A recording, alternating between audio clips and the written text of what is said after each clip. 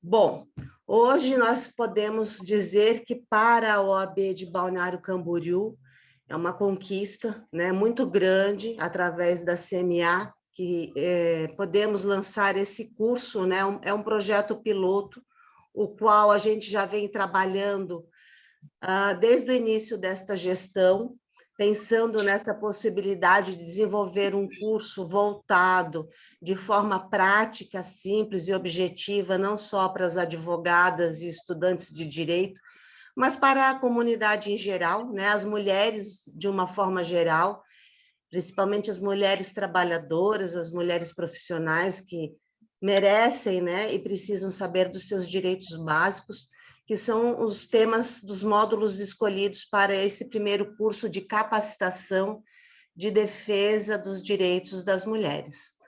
E hoje, né, nós vamos começar então com o primeiro módulo, que é ministrado pela doutora Denise Terezinha Marcon. Ela está presidente não só da Comissão de Defesa da Vítima, mas também ela está presidente da Comissão de Combate à Violência Doméstica pela Seccional de Santa Catarina, né? Ela é professora também, já por formação. Eu vi que a sua filha também está presente, a Gabriela Marcon, né? Ela também é uma advogada atuante da área. E no tema que ela vai trazer hoje, que são violências contra as mulheres, rede de apoio e direito da vítima, né? Ela vai falar um pouco dessa questão de como começarmos o caminho, que não é fácil, para entendermos e chegarmos à solução dos nossos conflitos, né? Dos nossos problemas e podermos abarcar de uma forma bem prática os nossos direitos. Então, sem muitas delongas, né, como se diz no popular, eu vou pedir à doutora Denise Marcon que, por favor, ligue o seu microfone e a sua câmera, desculpa, e se apresente para nós e já possa começar, então, a atividade da noite. Muito obrigada. Boa noite a todas, boa noite a todos. Eu acho que só vi mulheres aqui, por enquanto, né? Temos que trazer homens também para essas palestras. Enfim, eu agradeço muito a presença de todas as pessoas presentes, pessoas queridas para mim, né? Não vou citar os nomes, porque eu não quero deixar ninguém fora. E são pessoas que têm condições de me ensinar muita coisa. Então, eu sinto uma responsabilidade tremenda de estar aqui para ministrar esse curso. Vocês entendam que é uma introdução e que temos pessoas aqui altamente capacitadas e também teremos alunos iniciantes, né? Ou colegas e que também estão iniciando a profissão. Então, primeiramente, eu gostaria de agradecer a todas as pessoas e agradecer o convite formulado pela doutora Jaina, né? Que é presidente da Comissão da Mulher Advogada, da OAB do Balneário Camboriú, né? Essa CMA super atuante aí de Balneário Camboriú. E também a doutora Michele Benedetti, a doutora Denise Garcia, da ESA, do Balneário Camboriú. Agradeço muito a presidente da OAB, subseção de Balneário Camboriú, doutora Emanuele, né, Carnevale, e em seu nome toda a diretoria da subseção, pelo incentivo e apoio para a realização desse curso, um curso tão necessário e relevante. Também gostaria de agradecer de forma muito especial a nossa presidente Cláudia Prudêncio. Estamos na Comissão da Mulher, né, e a Cláudia Prudêncio, uma mulher guerreira, a doutora Cláudia, que foi a primeira mulher eleita, né, para presidir a OAB. Então, nós, né, pela sororidade, apoiamos todas as mulheres que conseguem chegar aos altos cargos, aos cargos estratégicos, né, que é tão difícil.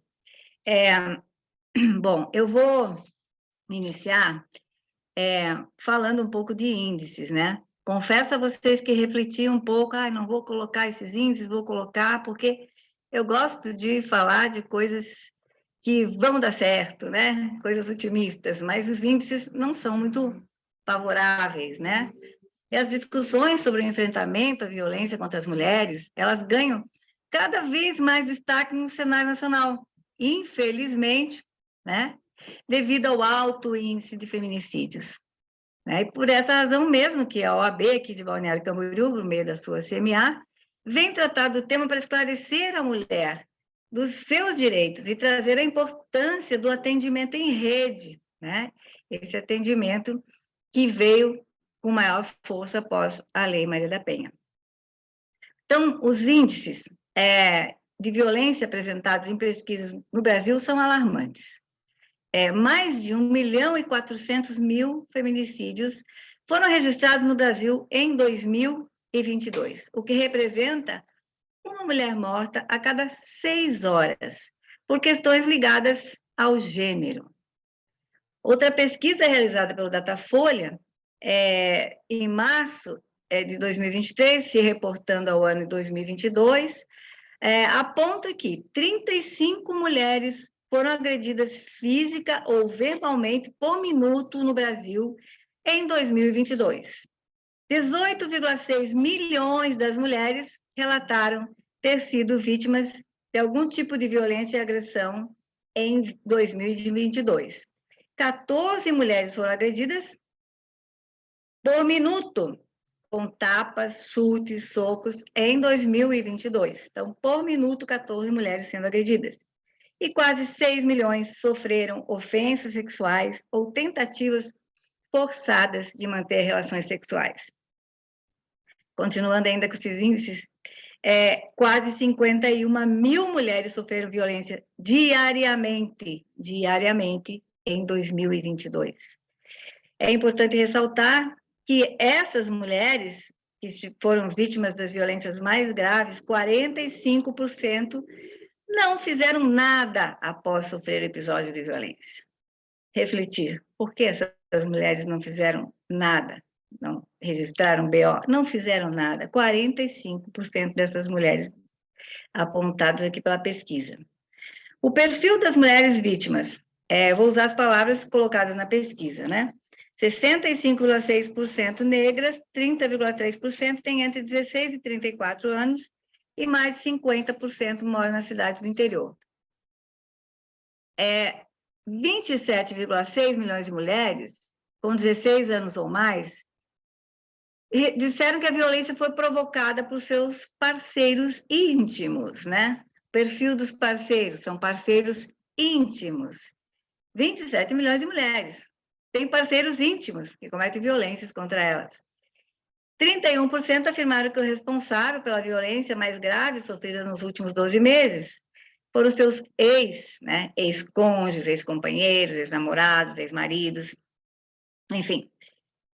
Aí, só para continuar um pouquinho com o índice, que eu já vou parar de falar de índice, o Observatório da Violência contra a Mulher, né, aqui de Santa Catarina, aponta 23.308 mil medidas protetivas em 2022. Né? De janeiro a março de 2023, foram 7.484. E, em 2022, 56 feminicídios, né? 50 famílias foram destruídas, né? Crianças ficando sem mãe, vítimas de uma situação muito triste. Então, eu já coloquei, né? 19 feminicídios em Santa Catarina entre janeiro e março de 2023.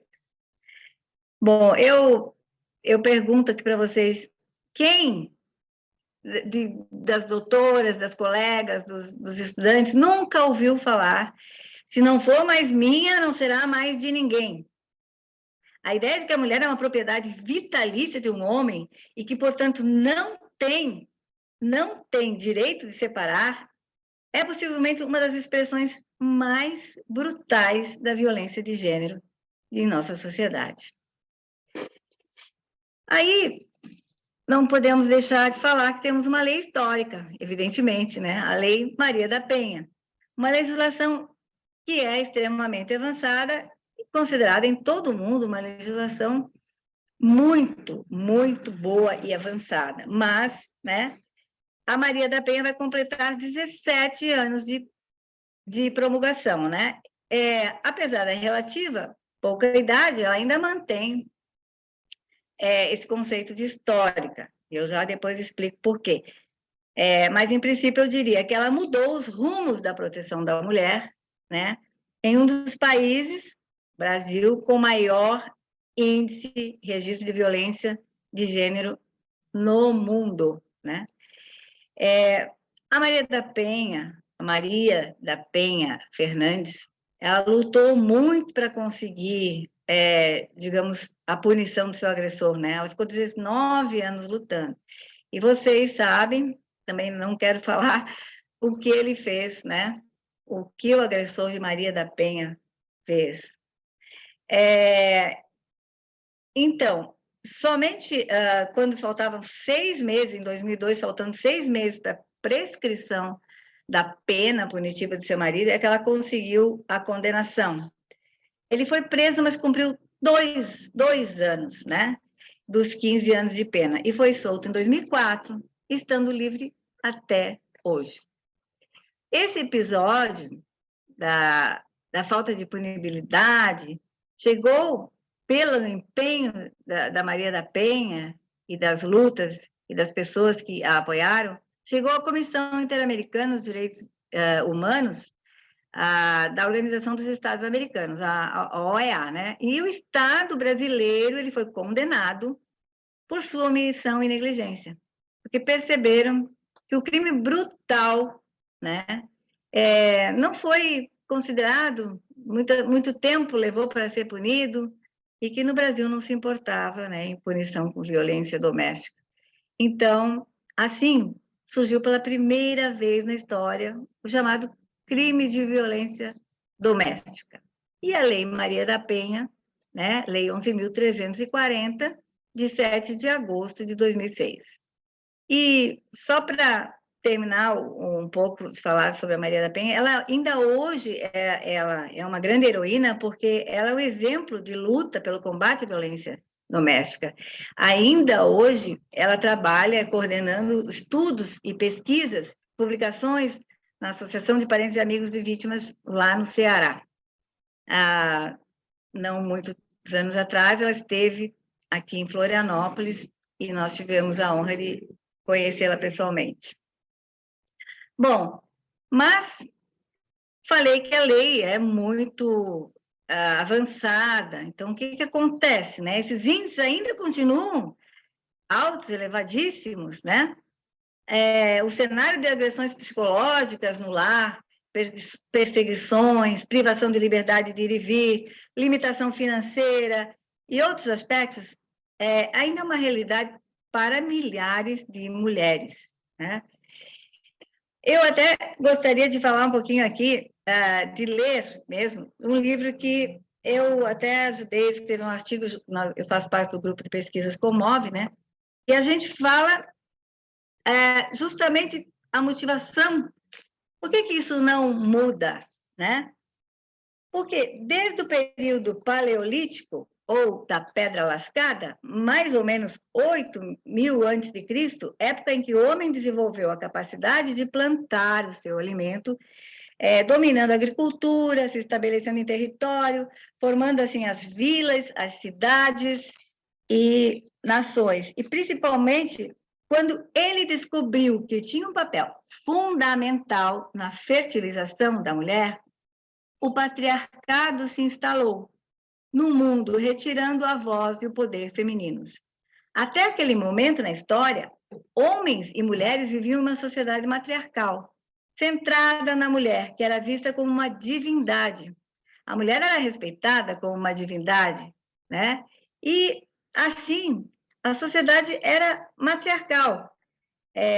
Se atribuía a ligação com os deuses, a capacidade feminina de dar à luz, né? Os homens não entendiam nada de espermatozoide, de coisa nenhuma, então a mulher dava à luz, ela era uma divindade, então todo mundo respeitava, né? Quando os homens descobriram que eles tinham um papel importante, fundamental na fertilização, surgiu o patriarcado. E na sociedade matriarcal não havia disputa de poder, e a sociedade era de parceria.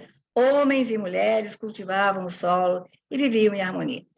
Isso nós colocamos no artigo que nós escrevemos em conjunto, eu e umas colegas lá do Comove, e eu lembrei de colocar aqui, por que nós não mudamos ainda? Porque podem vir muitas legislações, mas a Maria da Penha é importante porque ela está permitindo, ela criou redes, né? Redes, ela colocou a importância das redes de atendimento às vítimas. E por meio dessas redes nós estamos discutindo, né? Nós entramos para discutir. E assim, se pensar que nós começamos a votar, quem não tem um pai, um avô, um bisavô, e de 1930, 1932. O meu pai era de 1930, né? Nasceu. E as mulheres não votavam, né? A gente não votava.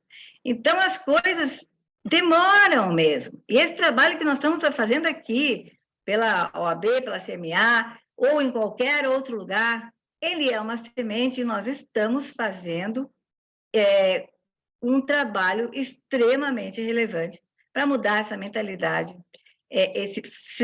São séculos, né, de patriarcado. Bom, agora eu vou colocar um pouquinho dos artigos da Maria da Penha, porque como a gente formatou assim para todas as pessoas esse curso, então a gente fala um pouquinho. Quem já sabe, como eu disse, mais do que eu, né, que me perdoe, mas eu vou compartilhar aqui os slides com vocês para a gente discutir, tá bom?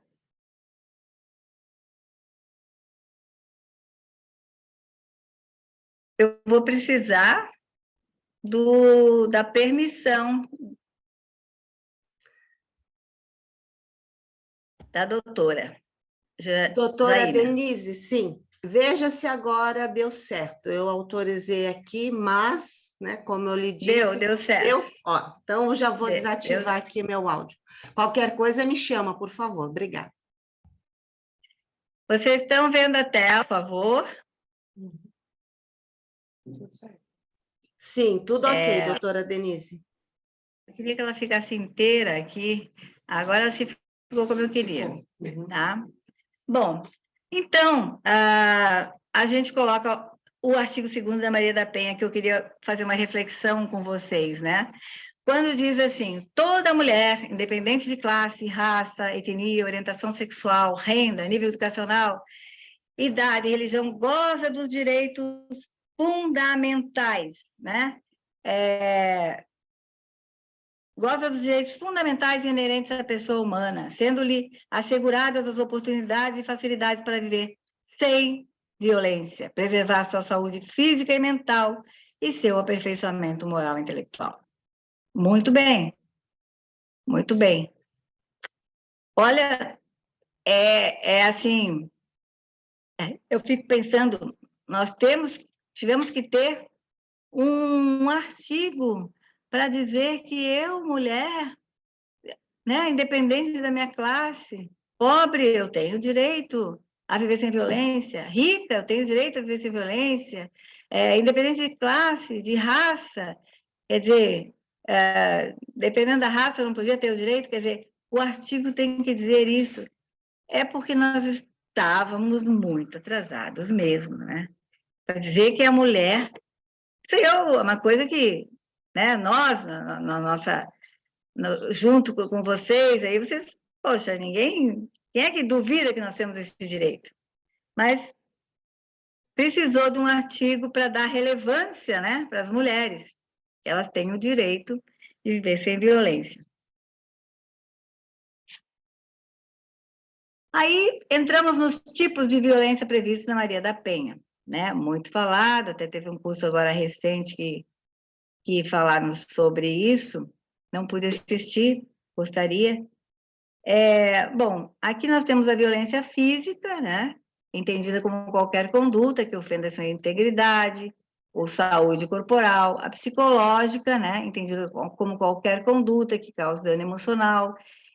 A psicológica é muito importante a gente pensar nos constrangimentos, humilhações, manipulações, isolamento, vigilância, até o crime de stalking, né, que entra aqui na violência psicológica.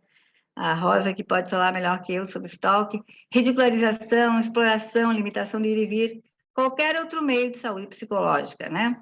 Até por falar em saúde psicológica e violência psicológica, Eu ganhei esse livro, que vocês já conhecem, que é da doutora Ana Luísa Schmidt Ramos, né? Que é um livro que eu acho que agora já tem edições mais modernas. Esse aqui é mais antiga. Eu acho que vale muito a pena vocês adquirirem, se não tiverem. A violência sexual, então, é aquela que constranja a conduta a presenciar, manter ou participar de uma relação não desejada. Digamos, há homens que tornam mulheres prostitutas, né? Que não deixam usar contraceptivo, ou que forcem meninas a se casarem, né? Fazem chantagem, suborno, ou mesmo a violência sexual entre pessoas que não chegam a ser tão séria, pessoas que, um casal, a mulher não quer fazer um determinado tipo de sexo, não quer praticar, e o cara obriga, né? Isso é violência sexual. Bom, a violência patrimonial, hoje também, já temos algumas ações nesse sentido, né? Eu lembrei de uma que eu li recentemente, uma jurisprudência, que o indivíduo fez um contrato quando casou com a mulher, que ela tinha uma dívida grande com a empresa dele. Aí, posteriormente, se separaram, ele usou esse contrato, né, contra ela. Mas foi reconhecido na sentença que era uma violência patrimonial e que realmente isso já foi feito de caso pensado, né? Então, tem muitos aspectos da violência patrimonial, por exemplo, o indivíduo, o agressor, ficar com todo o teu dinheiro e você vai te soltando a conta-gotas e te obrigando a ser manipulada, claro que em situações exageradas, né? Não dá o dinheiro suficiente, já comete também junto uma violência psicológica, né? A pessoa não consegue se manter, para ela ficar presa àquela relação, né? E também há aqueles que quebram celulares, que é um patrimônio da pessoa, para ela não poder falar com ninguém, não poder ter amigos, não poder ir à casa dos pais, então a violência patrimonial. E a moral é a calúnia, a injúria, a difamação, né?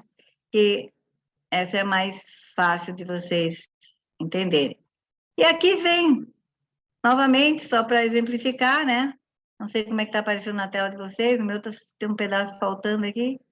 Mas a violência física, né? São os exemplos bem mais simples: empurrar, chutar, amarrar, bater, psicológica, né? Humilhar, insultar, isolar, perseguir, ameaçar. Até, tem aqueles que até na igreja, que a mulher separada vai, eles ficam lá dentro da igreja. Não saem de dentro para encontrar a mulher, não saem para dizer que estão controlando, ou se ela vai num restaurante, estão atrás, né? Ou se estão na relação, estão humilhando. Você é uma burra, você é uma ignorante, você não sabe, você não entende nada disso. E muitas vezes as mulheres acabam assimilando tanto essa violência psicológica que acabam pedindo até desculpa para o agressor. E vocês que trabalham na área sabem disso, né? A violência moral, então, é caluniar a pessoa, injuriar e difamar a pessoa. A sexual, como a gente já falou, né? Pressionar a fazer sexo, exigir práticas que você não gosta, negar o direito ao uso de qualquer contraceptivo. E a patrimonial é reter o seu dinheiro, destruir, ocultar os seus bens e não te deixar trabalhar. Então, acho que aqui foi falado até 2 vezes aqui, né? Aqui só para mostrar para quem nunca teve acesso, né, uma ideia de ciclo de violência. Eu já vi isso explicado de outras formas, né, que são 3 os ciclos de violência: o acúmulo de tensão, né, aí a explosão violenta, desculpas, lua de mel, promessas, negação, e assim vai. Tem uns que chamam também de espiral da violência. Agora, eu vi uma palestrante atuante falando que mudaram o ciclo para espiral, mas enfim, é isso, né? É aquela coisa que vai e vem e a mulher fica dentro desse ciclo e não sai. As medidas protetivas. As medidas protetivas na Lei Maria da Penha, elas estão no artigo 22, né? Então, constatada a prática de violência doméstica e familiar contra a mulher, nos termos dessa lei, o juiz pode aplicar de imediato ao agressor, em conjunto ou separadamente, as seguintes medidas protetivas de urgência, entre outras. A suspensão de posse ou restrição do posse de armas com comunicação ao órgão competente. Então, eu percebo que isso se aplica muito aos policiais, né? E há quem diga que é complicado também, porque ou suspende o uso de arma, ou restringe, mas às vezes o cara é policial, está na rua, precisa da arma, né? E não pode usar porque está com uso restrito. Então, é uma dificuldade trabalhar com isso, né? Porque a mulher fala que tem arma, que está se sentindo ameaçada, pede-se a medida protetiva, né? E, evidentemente, vai ter essa medida, né? E no outro, o afastamento, né? O afastamento, no item 2, domicílio local da convivência com a ofendida, acontece sempre quando a mulher pede, né? O afastamento do lar. Já a proibição de determinadas condutas, que é a aproximação da ofendida e seus familiares, das testemunhas, fixando um limite mínimo de distância entre esses e o agressor. Aqui, eu só vou dizer uma coisa, eles têm que cumprir, tá? Porque descumprir decisão judicial que difere medida protetiva, está previsto agora que tem pena, né? É no artigo 24A, pena de 3 meses a 2 anos, a Maria da Penha.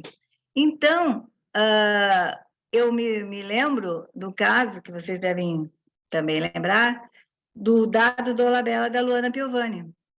Ele foi fazer uma brincadeira, uma ironia, ou certo estava, porque ele estava com medida protetiva, ele levou uma fita métrica e esticou para a casa deles, ou coisa do gênero, e ficou medindo que tanto que ele estava se aproximando e tal, e acabou sendo preso, né? Realmente, ele pediu, né? Foi preso. O contato com o ofendido e seus familiares e testemunhas por qualquer meio de comunicação. Então, não pode falar por celular, WhatsApp, qualquer meio de comunicação. A frequentação de determinados lugares a fim de preservar a integridade física e psicológica da ofendida.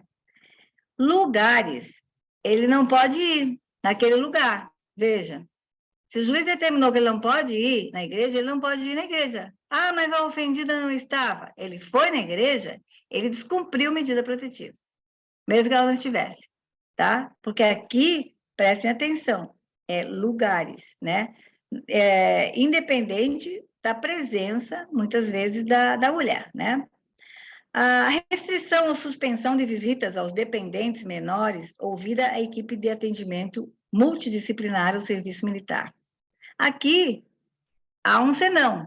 O juiz só pode deferir essa medida protetiva se ele ouvir a equipe, né, os psicólogos e tal, porque eles vão ouvir a criança, porque aqui tem que ser ouvida a criança. Então, o juiz vai ter que saber, através dessas pessoas, né, se realmente as crianças estão com medo do agressor, se realmente há necessidade, deve expedir essa medida, né? Aqui na prestação de alimentos provisionais ou provisórios, eu ouvi um caso de um advogado que colocou o seguinte: ele foi na casa que a mulher pediu para o indivíduo sair da casa, e ele não saía, a polícia foi lá e tirou ele da casa. Aí ele, saindo da casa, foi no ouvido dela, e o advogado estava presenciando toda essa ação, né? Foi no ouvido dela e disse: você vai ver agora, você vai ver, quero ver você pagar as contas e se manter. O advogado viu isso, que estava do lado, já correu e pediu a medida protetiva, né? Para prestação de alimentos provisionais ou provisórios. No ato, ele pediu a medida protetiva. Quando o advogado ouviu, você quis que eu saísse? Se vira. O advogado foi rápido, pediu a medida protetiva. Então, nem sempre se pede, né? Mas, quando há necessidade, que a mulher não tem como se manter. Bom, esse comparecimento do agressor a programas de recuperação e reeducação, eu já vi quem acha que isso não é interessante, né? Eu já vi professores falando. Eu acho muito interessante, né? Na minha concepção, eu acho que educação é importante. tudo bem, temos que fazer a coisa funcionar. Não adianta só colocar a educação e fazer umas coisas de qualquer modo, né?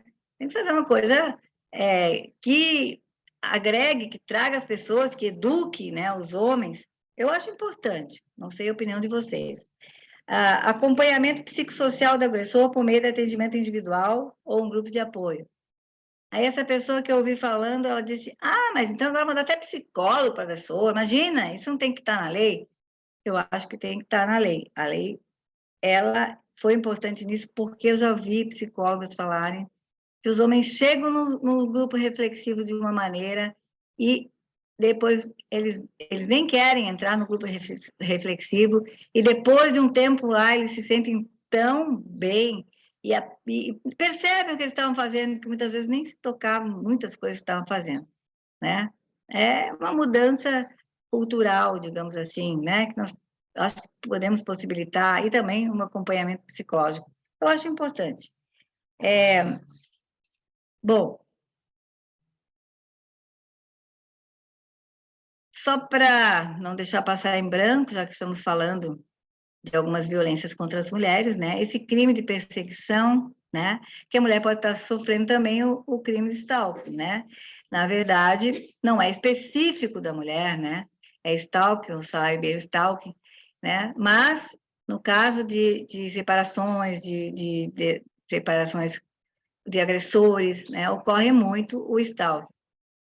E então, às vezes, ele fica na internet, às vezes fica atrás de carro, às vezes manda filmar no condomínio, coloca a câmera sem a saber em alguns lugares, enfim, uma série de coisas. E esse crime, então, está previsto na Lei 14.132 de 2021. É recente. Aqui, só para dizer que isso foi para o Código Penal, no 147, né? Tem pena de reclusão de 6 meses a 2 anos e multa. E a pena aumentada da metade se o crime é cometido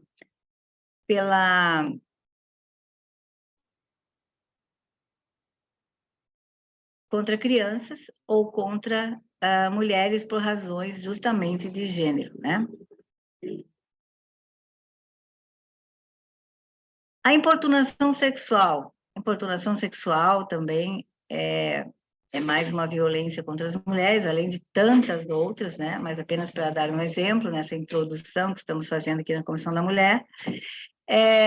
Essa prática de ato libidinoso que tem a finalidade de satisfazer o desejo sexual contra a vontade da vítima, né? Então, quando fala em lascívia é o desejo sexual, né?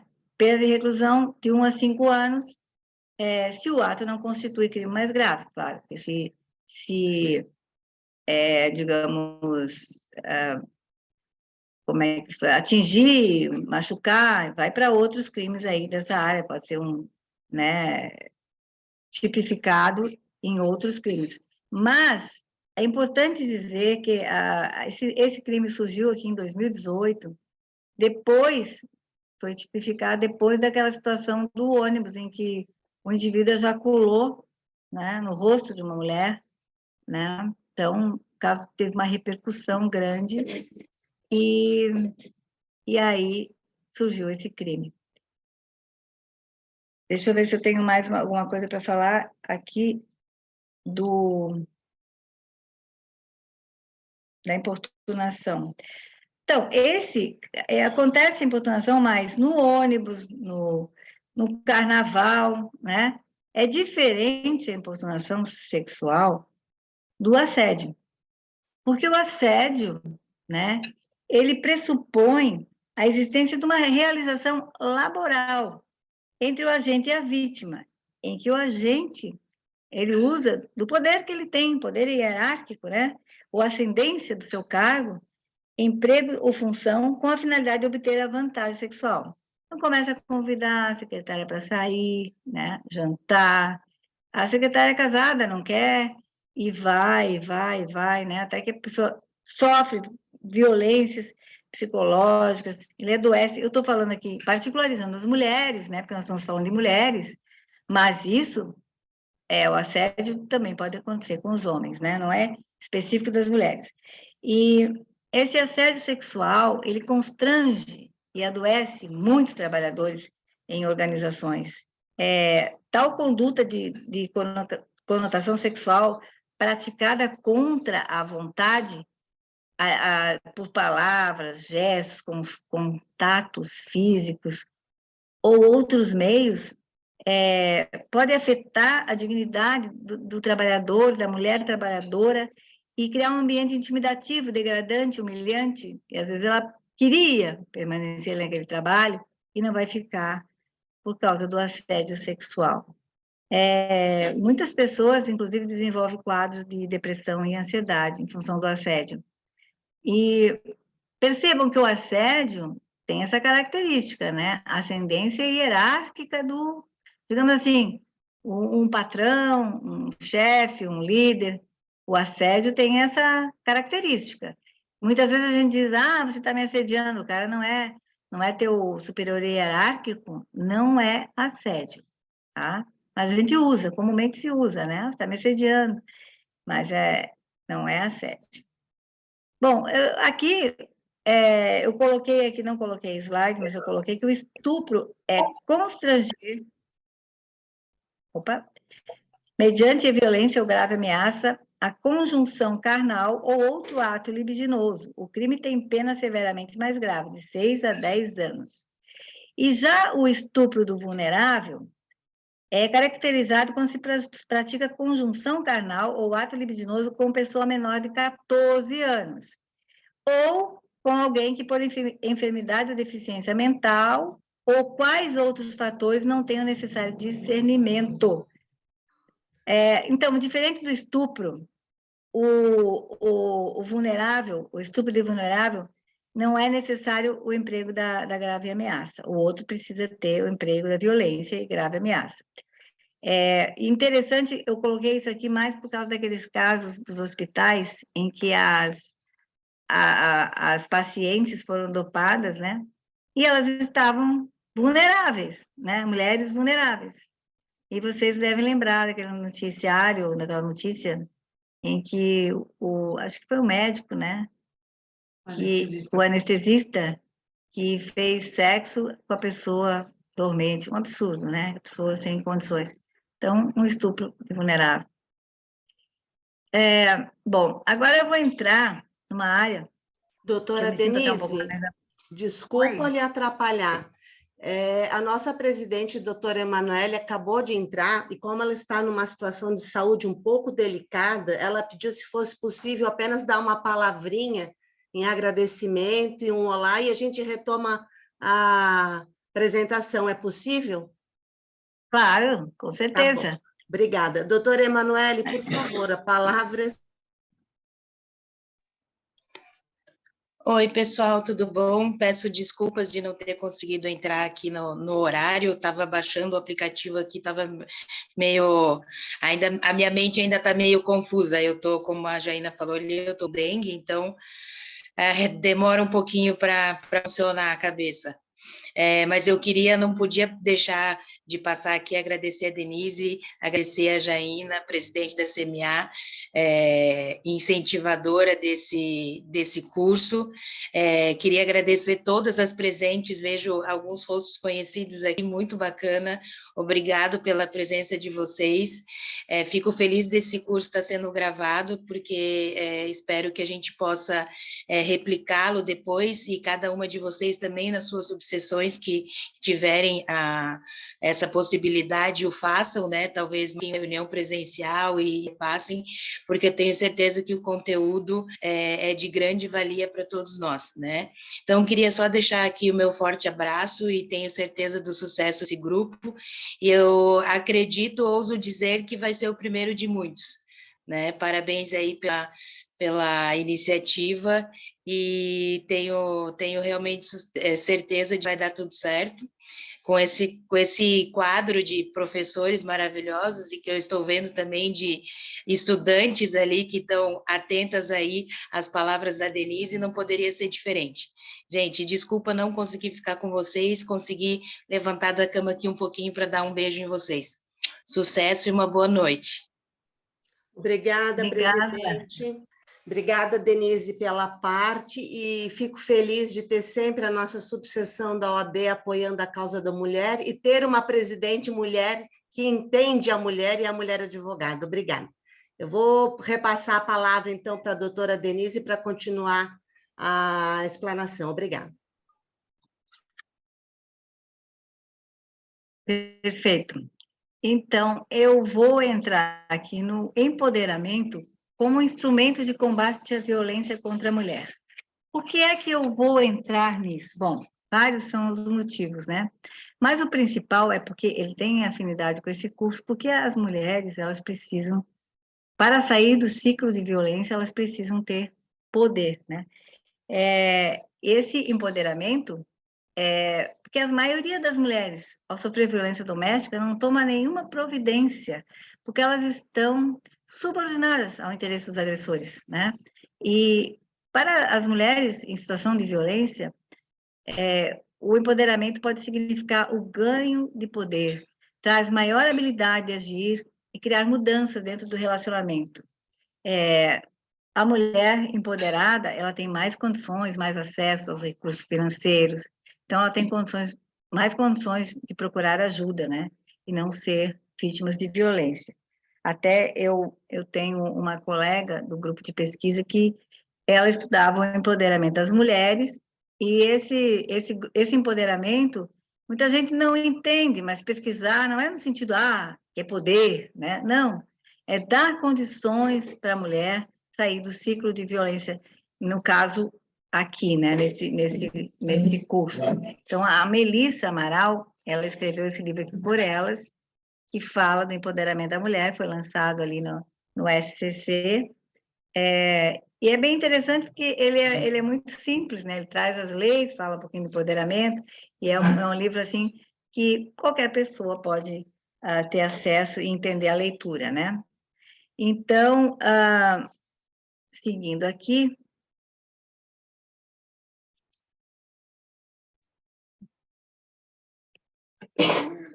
como é que a gente faz para ter esse empoderamento, né?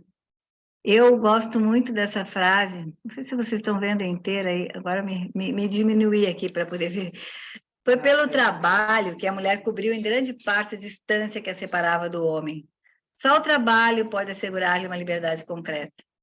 Gente, eu gosto tanto, tanto dessa frase, e esse livro do Segundo Sexo da Simone, o Segundo Sexo, né? Uma coleção, se não me engano, são 2 volumes. Maravilhoso. E, assim, uma mulher muito avante do seu tempo, né? Com um pensamento diferente. E quando eu era criança, ou criança que eu digo um pouco mais já do que criança, adolescente, eu via falar dela, as pessoas falavam dela até com uma feminista, uma pessoa pervertida, né? Quando eu li o livro, meu Deus, é uma mulher inteligentíssima, uma mulher fora de série. E ela percebia as coisas, olha só, em 1949, né? Que a gente tinha que ter também trabalho para ter poder e diminuir essa distância, né? Que nos separa do homem. Enfim, só para colocar aqui, e também, se vocês me permitem, né? Eu me lembro muito da minha mãe, porque a minha mãe, há mais de 60 anos, acho que já muito mais, porque a minha mãe já é falecida, ela já trabalhava, né? E eu nunca tive, assim, meu pai também era da área educacional e coordenava sempre 22 municípios lá no Oeste, na área de educação, e assim, eu nunca tive essa coisa que a mulher não podia trabalhar. Então, às vezes eu ia na casa de uma amiga e via, né, assim, eu até achava que, poxa, na minha família estava errada, porque as mães dela estavam sempre lavando roupa, estavam sempre, né, eu achava que o meu uniforme não estava tão perfeito como o delas, mas depois a gente vai ver, assim, a diferença, porque eu nasci também para trabalhar, e você vê, nasci para progredir, para estudar, né? Então, assim, essas mulheres que estão avante do seu tempo, e eu considero que a minha mãe era uma mulher avante do seu tempo, uma mulher líder, elas nos ensinam a viver, né? É importante porque elas tiveram essa oportunidade ou lutaram pelos seus próprios meios para sair não, às vezes não existe um lar violento, no meu caso não tinha, nunca teve, graças a Deus, mas às vezes as mulheres ficam numa condição de submissão, porque acham que mulher tem que ser submissa. Quem nunca ouviu a mulher dizer que o lugar de mulher é aqui? Mulher também diz isso, não é só o homem que diz, né? Então, eu fiz uma pesquisa, terminei o ano passado, sobre as barreiras que as mulheres encontram para chegar nos cargos estratégicos, né? Então, a própria subrepresentação das mulheres nos cargos de liderança, como são poucas, na verdade, eu estudei um cargo específico, né? Que era conselho de administração de empresas de capital aberto, né? Essas empresas que vendem ações, só tem homens, agora está com 15%, que existe um grande de mulheres, né? Nos conselhos de administração. Mas, assim, a coisa vem crescendo lentamente. Até no Brasil, existe um projeto de lei de cotas para colocar mulheres lá, em 2010. Em 2017, ele foi aprovado pelo Senado, foi para a Câmara dos Deputados, está lá tramitando até hoje. Eu acho que vai tramitar mais uns 20 anos. Mas, na verdade, existe uma discussão grande sobre essa questão de cotas, né? Porque tem que entrar pela meritocracia. As próprias conselheiras que eu entrevistei, que são conselheiras da Vale do Rio Doce, dessas empresas de capital aberto grandes, elas falaram que, por um tempo elas até concordam com as cotas, porque realmente demora muito para ter mulheres na representação. Então, a subrepresentação é uma barreira, porque ela acaba nos atrapalhando de mulher chama mulher, mulher fala com mulher, né? Forma a rede, que é tão importante, né? O estereótipo de liderança. Isso eu percebi também, que ainda existe, que a liderança masculina, baseada nas tarefas, né? Homem gosta de ver tudo pronto, tarefas, e a liderança feminina, ela é voltada para pessoas, mas isso contribui muito para a governança, né? O envio social governance das empresas, que elas têm tido um melhor desempenho. Então, com a liderança feminina, eu digo assim, somando, né, as duas lideranças, masculina e a feminina, acaba que as empresas têm mais rentabilidade. E isso foi constatado em artigos científicos. O glicílio, o teto de vidro, né, que impede que as mulheres subam, né, é uma camada fina de preconceito, então, que nem é perceptível, né, mas ela é tão forte, tão pesada. Então, às vezes, a mulher está ali pronta para ser promovida e, de repente, ela não é, porque o teto de vidro ainda existe e ainda é forte, né? A dupla jornada é uma outra barreira, porque as mulheres têm o trabalho de casa. Normalmente, a jornada de casa acaba ficando para as mulheres, criação de filhos. Então, ela tem que lidar com tudo isso. Eu não posso pegar aquela chefia que eu tenho que ir para São Paulo toda semana ou para Nova York, porque eu tenho que ficar em casa, tenho os filhos. Então, realmente, a dupla jornada é uma barreira. Também foi constatado, nessa pesquisa que eu fiz, que homens subestimam muito a vinda das colegas e a capacidade delas, né? E, às vezes, elas também acabam subestimando a própria capacidade. Isso é ruim. A mulher tem que se posicionar, a mulher tem que se achar capaz, a mulher tem que enfrentar desafios, né, para chegar lá. O tokenismo é uma palavra nova que, na verdade, é o seguinte, as empresas hoje, esses últimos anos eu passei estudando, além do direito, questões de diversidade, né, ligadas ao direito, e nas empresas. Então, as empresas têm que ter mulheres nos seus quadros para, digamos assim, estarem de acordo com as normas, com as regras. E aí eles colocam uma mulher lá, mas colocam uma mulher figurativa, uma mulher como um símbolo. Eles colocam e não deixam ela falar. Então, a mulher fica lá. Eu entrevistei mulheres que disseram, não, eu realmente não tinha voz ativa, não conseguia palavra, eu ficava com o dedo esticado, não conseguia falar. E outras que eles colocam, que é o bel prazer, né, que não tem capacidade ainda para estarem lá, então a mulher fica sendo um símbolo. Isso são barreiras que, né, atrapalham a chegada das mulheres a cargos estratégicos, né? E uma das principais barreiras é a falta de networking. O homem faz muito networking, né? O homem sai do trabalho e vai para um barzinho e fica até meia-noite, e lá eles falam de tudo, né? Falam de tudo e de trabalho. Aí eles veem quem que eles vão botar em tal lugar, quem é que eles vão né, colocar em determinados cargos. Enfim, o networking é muito importante, a mulher tem que fazer networking. A necessidade de mostrar uma maior capacitação. A mulher, mesmo estudando muito mais, até uma das entrevistadas falou que os homens, às vezes, apresentam 30% de conhecimento, a mulher tem 80%, e a mulher acha que tem que estudar mais, porque elas são instadas a comprovar seu conhecimento muito mais do que os homens, né?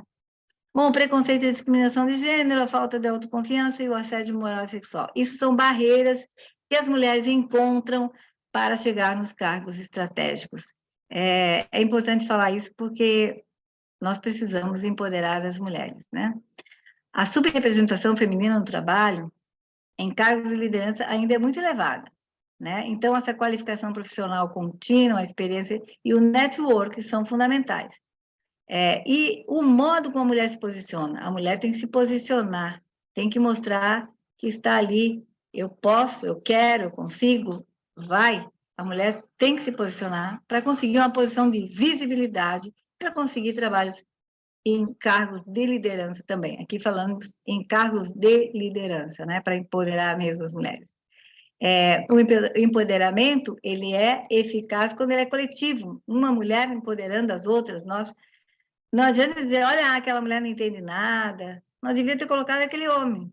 Não, temos que empoderar as nossas amigas, os nossos colegas, as nossas mulheres, porque só assim nós vamos conseguir trazer melhorias na equidade de gênero, né? Eu nem falo em igualdade, eu falo em equidade, porque nós não somos iguais, né? Mas nós queremos ter os mesmos direitos, né? Os mesmos acessos, e por isso eu uso o termo equidade, né?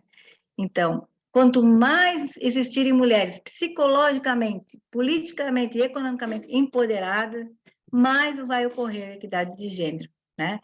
E nesse caso aqui, que estamos falando de agressores e violência, quando as mulheres tomam a atitude de denunciar as agressões, mostram vontade de mudança, iniciando o rompimento do ciclo de violência e dando os primeiros passos em relação ao empoderamento.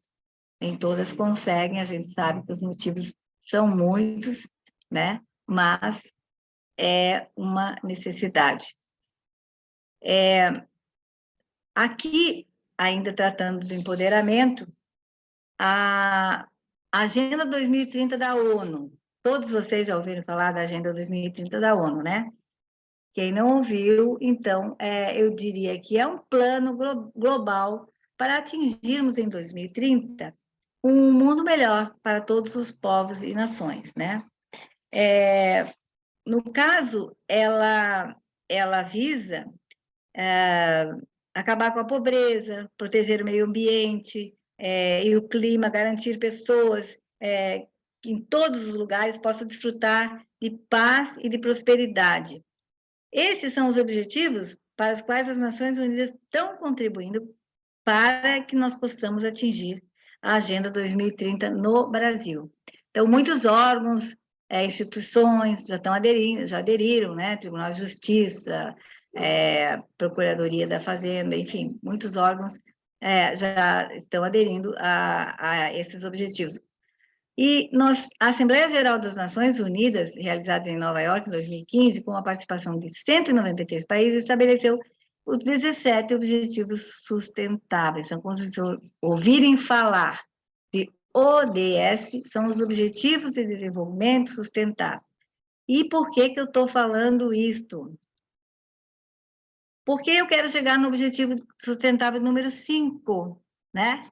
Que está na agenda, para chegarmos em 2030, alcançando a igualdade de gênero e empoderar todas as mulheres e meninas. Bom, aí, esse objetivo, ele tem lá, eu vou passar aqui para vocês, o que eles querem exatamente, delineando assim, o que eles querem, né, com esse objetivo. O que nós queremos, né, que o Brasil aderiu a essa agenda. Então, com relação aqui Vocês lembram que são 17, esse é o número 5, né? Com relação aqui, acabar com todas as formas de discriminação contra todas as mulheres e meninas em toda parte. Eliminar todas as formas de violência. Então, nosso curso aqui fala de violência e direitos das mulheres. Então, na Agenda 2030 está previsto eliminar todas as formas de violência contra todas as mulheres e meninas, nas esferas públicas, privadas, incluindo tráfico, exploração sexual e outros tipos, né? Eliminar práticas nocivas, como os casamentos prematuros, forçados, mutilações genitais femininas, terrível, né? Reconhecer e valorizar o trabalho doméstico não remunerado, garantir a participação plena e efetiva das mulheres e a igualdade de oportunidades para a liderança. Vocês viram que eu falei, mulheres também devem e podem chegar em cargos estratégicos, né? Para que possam também ter decisões políticas, econômicas, né? Públicas, né? As mulheres têm que ter acesso à saúde sexual e reprodutiva e os direitos reprodutivos como acordado em conformidade com aquele programa da Conferência Internacional sobre População e Desenvolvimento com a Plataforma de Ação em Pequim. Eu coloquei amarelo aquilo que refere-se mais ao nosso curso agora. Realizar reformas para dar às mulheres direitos iguais aos recursos econômicos, bem como acesso à propriedade, controle sobre a terra e outras formas de propriedade, serviços financeiros, heranças, recursos naturais. E aqui, o último, né? Adotar e fortalecer políticas sólidas e legislação aplicável para a promoção da igualdade de gênero e o empoderamento, tá? Aqui está a palavra que eu usei antes, empoderamento de todas as mulheres e meninas em todos os níveis. Então, nós temos que falar de empoderamento, sim, empoderamento não é uma palavra ruim, é uma palavra necessária para falar para as mulheres. Aqui tem essa menina, que ela é a venezuelana, o nome dela é Maria Ângel, né? Ela chegou ao Brasil buscando um recomeço. Ela cruzou a fronteira da Venezuela com Roraima, trazendo em seus braços 2 dos seus 4 filhos. Nossa, né? Uma irmã e uma sobrinha. Sem uma rede de apoio, ou perspectivas de conseguir emprego, ela buscou uma vaga num abrigo emergencial na capital de Boa Vista. E lá teve contato pela primeira vez com o Empoderando Refugiadas, que é um programa que objetiva alavancar a inclusão socioeconômica de mulheres refugiadas, imigrantes que chegam ao Brasil buscando apoio, incluindo as mulheres LGBTQIA+. Inclui todo gênero, mulheres, gênero, né? E as mulheres com deficiência, as mulheres com mais de 50 anos. Por 2 meses, essa menina, então, participou de cursos e capacitação sobre mercado de trabalho, sobre leis, direitos trabalhistas, e para desenvolver habilidades que pudessem aumentar suas chances de contratação. E, para sua felicidade, quando terminar as aulas, ela recebeu uma proposta de trabalho de uma das empresas engajadas com o projeto. Com o emprego garantido, ela mudou com a família para o interior paulista e hoje voltou a fazer planos. Aí, dito por ela, eu me sinto bem porque sou uma mulher empoderada, uma mulher que pode seguir em frente, uma mulher que pode lutar com seus filhos, dar tudo aos seus filhos, trabalhar e que não depende de outra pessoa para ter as coisas, né? Então, vocês vejam a importância de dar condições para as pessoas, né? Dar estudo, empoderar as pessoas, né? Aqui eu queria, antes de passar para as redes de apoio, que é o nosso próximo assunto, falar só um pouquinho da violência política, né? Que a violência política dificulta a inclusão de gênero, né? É muito importante refletir combate à violência política contra a mulher. E isso, esse também como um objetivo do desenvolvimento sustentável à luz da Agenda 2030 da ONU. Veja, porque nós falamos até agora da Agenda 2030, né, que é empoderar as mulheres. Então, a Agenda 2030 também tem objetivo sustentável que se coaduna, né, com a Lei 14.192, que é a Lei da Violência Política. A violência política é entendida aqui como agressão física, psicológica, econômica, simbólica ou sexual contra a mulher, com a finalidade específica de impedir ou restringir o acesso e o exercício de funções públicas, ou então de induzi-la a tomar decisões contrárias à sua vontade. Eu tive a honra de escrever um artigo junto com a minha filha, não sei se ela está aqui nos assistindo, porque agora eu só estou vendo a tela. E o artigo entrou na coleção do Sistema de Justiça de Gêneros e Diversidades, no volume 3, né? E o artigo fala: combate à violência política de gênero enquanto objetivo do desenvolvimento sustentável à luz da Lei 14.192, de 1921. Essa coletânea, que são 4 volumes, foi publicada pelo Tribunal de Justiça e pela Universidade Federal de Santa Catarina. Quem quiser ler o meu e outros maravilhosos artigos que tem nessa coletânea, eu realmente indico. Os artigos, não puxando a brasa do meu lado, mas os outros artigos estão maravilhosos também. Tem muitas colegas nossas do direito que aqui escreveram. Então, a mulher atravessou os séculos de patriarcado, como eu tinha falado, e eu preciso depois que alguém me diga o meu tempo aí, quanto tempo eu estou falando, que eu não sei. Doutora Denise, estamos em 20 Oi. horas e 7 minutos, ainda temos o tempo bem flexível. Ah, que bom. Então, só para dizer, a mulher atravessou séculos de patriarcado e a ela, as mulheres, foram atribuídas em geral e de forma exclusiva, né,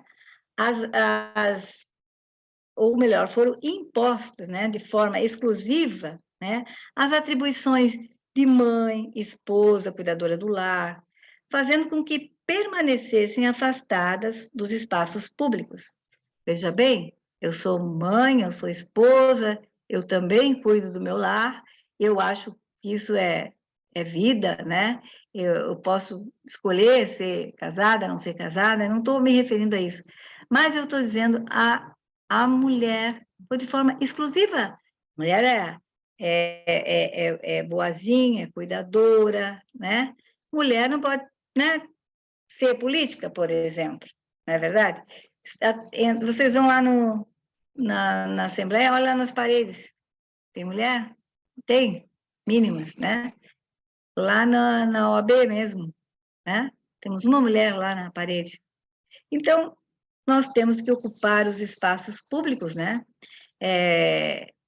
A mulher, ela é considerada doce, amável, cautelosa, cuidadosa. Mas essas especificidades, elas não são natas.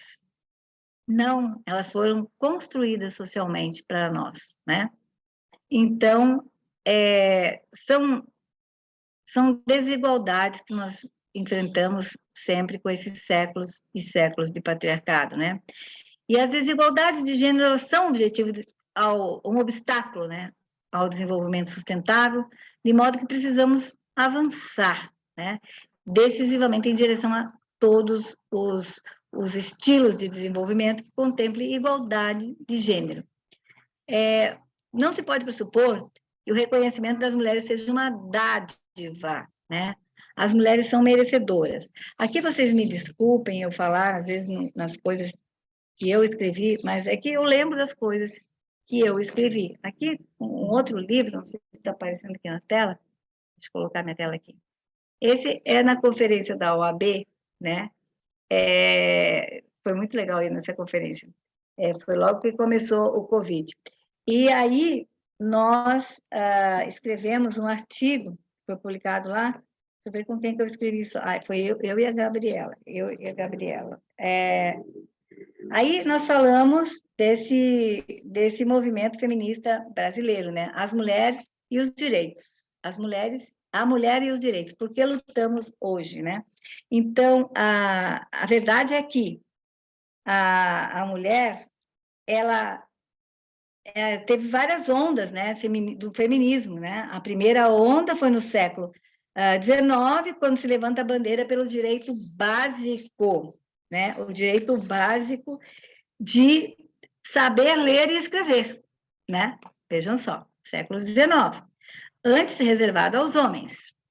A esse respeito, é importante destacar a pessoa da Nísia Floresta Augusta, a primeira jornalista feminista brasileira, nascida em 12 de outubro de 1810. Mesmo com o advento de publicações voltadas às mulheres, a partir do início de sua alfabetização, apenas homens escreviam. O que mudou em 1831, quando Nísia passou a ser redatora de um periódico pernambucano, O Espelho das Brasileiras. Mas não foi nada fácil, né? Esse Espelho das Brasileiras expunha as condições precárias das mulheres, enquanto defendendo a instrução moral e cívica das mesmas. A Nísia Floresta, né, para quem não conhece, guarda esse nome, ela escreveu o livro Conselhos à Minha Filha, em 1842. Eu não vou ler aqui, porque senão vou ficar lendo muito, mas ela fala em facilitar o caminho das ciências para a filha dela, né? E realmente acredito que ela foi um caminho aberto. Mas também eu peguei esse artigo para falar outra coisa, só que eu não encontrei agora, né? Mas eu só lembro o seguinte, que nós escrevemos também que as mulheres, elas não, por exemplo, elas não ganharam o direito a voto, porque elas ganharam, né? Foi uma dádiva. Não, foi um merecimento, foi uma luta incrível, né? No próprio projeto de lei, ninguém falou, ninguém lembrou de todas as lutas, não? Só da dádiva, né? E por isso nós estamos aqui, para lutar, né? Para acabar com as violências contra as mulheres, seja do tipo que for, né? E temos essa comissão maravilhosa, né, Jaina, que nos permite estar aqui falando tudo isso. E assim, vamos passar para a rede de apoio às vítimas. Então, é importante que a mulher tenha tenha saídas, né? Encontre perspectivas, né? É importante que ela tenha apoio psicológico, jurídico, e que ela e a sua família, os seus filhos, né? E que seja avaliado o grau de risco antes da tomada de medidas, né? A Lei Maria da Penha, ela abriu muitas portas aqui para esse processo histórico, né? Então, o fenômeno da violência, ela deixou de ser restrito para a esfera privada e as relações, e passou a ter uma visibilidade social e política, né? E representou a construção de mecanismos legais. O que são esses mecanismos legais? São essas redes de apoio, né? Então, ela é uma lei democrática, multidisciplinar e pedagógica. Nem só advogados e advogadas trabalham com ela, né? Ela é uma lei que tem enfoque na prevenção, enfrentamento e erradicação da violência contra as mulheres, além de cobrar as ações efetivas do Estado, né? Então, iniciou-se a criação de uma rede de serviços integrados e equipamentos públicos para acolhimento das mulheres em situações de violência. E nós não podemos deixar de falar no apoio da Polícia Militar, por exemplo, né? Polícia Militar aqui de Santa Catarina tem um programa que se chama Rede Catarina e Patrulha Maria da Penha, né? Eu vou voltar a falar um pouquinho mais disso aqui, tá? E a Polícia Militar também orienta como baixar o aplicativo do botão do pânico, que é habilitado para as mulheres que possuem a medida protetiva concedida. Também na Polícia Militar, o ano passado, foi lançado um equipamento de rastreamento do agressor que usa a tornozeleira. Então, ele usa a tornozeleira e a mulher tem lá um monitoramento, tipo de um bip. Eu até fui com a doutora Giane lá e vimos isso, mas está sendo implantado, ainda não foi totalmente implantado, né? E esse dispositivo, então, se o agressor está chegando perto, toca o dispositivo, né? Que ele tem a tornozeleira. Bom, eu disse que eu ia voltar a falar da Rede Catarina. A Rede Catarina, Patrulha Maria da Penha, eu conheci algumas policiais que trabalham, elas são pessoas maravilhosas mesmo, sabe? e ele está direcionado à prevenção da violência doméstica familiar contra a mulher. Ele orienta essas mulheres, ele recebe as medidas protetivas através do Poder Judiciário, ele mostra para as mulheres como é que elas podem agir agora, como é que elas têm que ligar o botão do pânico, e elas esclarecem e explicam quantas medidas, e também uma coisa que é muito importante, que muita mulher morreu já por conta de buscar pertences, e continua morrendo, né? Esses dias até teve um caso aí de uma mulher que foi buscar, bacana, foi filmado tudo, né? Ela foi pegar e o camarada deu um tiro na janela do carro. Aparentemente, parecia que ele estava bem, dando as malas para ela. E aí depois deu um tiro, acabou com ela. Então, essas mulheres, elas orientam as policiais que elas não podem retirar coisa lá depois da medida protetiva, né? Retirar seus pertences e tal. E então, só para dizer, eu conheci essas mulheres, a gente fez distribuição de cartilhas juntos aqui no Ticem. Eu gosto muito desse trabalho que fazia, realizava com a doutora Giane, com a doutora Amanda também, da comissão, com tantas as colegas, né? Eu falei da Giane e da Amanda porque a gente ia buscar as cartilhas lá no Tribunal de Justiça, ia levar os panfletos todos, era trabalheira, muito bacana, mas eu vou falar depois das cartilhas. Agora, eu estou falando da Rede Catarina, que então é uma das redes de proteção às mulheres vítimas de violência doméstica, né? Que ela compõe a rede da Polícia Militar de Santa Catarina. E também eu disse que as guarnições são compostas majoritariamente por mulheres, mas tem homens. Ainda ontem eu falei com um deles, que é uma pessoa que eu tenho muito respeito, sabe, pelo carinho com que ele trata as mulheres vítimas de violência, e ele trabalha na Rede Catarina. Aí temos a Polícia Civil. A Polícia Civil é inovadora, né? Ela fez um site todo moderno, né? Então, hoje, as mulheres podem registrar o boletim de ocorrência do modo virtual no site da Polícia Civil, na Delegacia de Polícia Virtual da Mulher. Lá vocês vão encontrar o campo da violência doméstica, até mesmo pelo celular. É bom as advogadas que ainda não acessaram, acessem, vejam a Polícia Civil, como ela tem um trabalho bacana, né?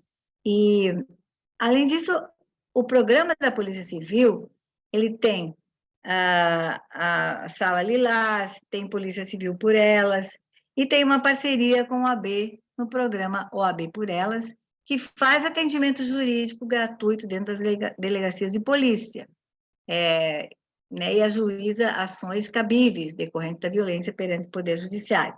O OAB por Elas não está em todos os lugares ainda.